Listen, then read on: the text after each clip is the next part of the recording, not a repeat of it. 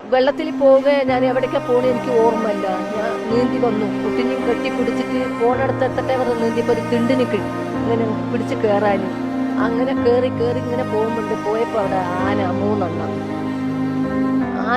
ഉണ്ട്. അതിലൊരു കവുങ്ങിന്റെ മരം ഉണ്ടായി. ആ മരത്തിനെ കെട്ടിപ്പിടിച്ചിട്ട് ഞാൻ ഈ ആനന്റെ മുഖത്ത് നോക്കിയിട്ട് പറഞ്ഞു, ഒരു കൊമ്പനാണ്. അപ്പൊ ഞാൻ പറഞ്ഞ്, ഞങ്ങൾ വലിയ ദുരിതത്തിൽ നിന്നാണ് രക്ഷപ്പെട്ട് വരുന്നത്. നിനക്ക് നല്ല മനസ്സുണ്ടെങ്കിൽ ആരെങ്കിലും വന്ന് ഞങ്ങളെ രക്ഷിക്കട്ടെ, എന്നെ ഒന്നും ചെയ്യരുത്, എന്നെ എൻ്റെ കുട്ടിനെയും പറഞ്ഞിട്ട് ആനിങ്ങനെ നോക്കി രണ്ട് കണ്ണും കൂടി ഇങ്ങനെ വെള്ളം വരിക. ആന അവിടെ തന്നെ നിൽക്കുക. ഒരു ശല്യം ചെയ്തിട്ടില്ല, ഒന്നും അത് തിന്നിട്ടില്ല. അത് പേടിച്ച് വിറച്ച് ഇങ്ങനെ കണ്ണീര് വിട്ടിട്ട് ഞങ്ങളടുത്ത് തന്നെ നിന്നു. അങ്ങനെ ഈ 6 മണിയായപ്പം എല്ലാ കാപ്പിക്കാടാണ്, വനം കാപ്പിക്കാടാണ്.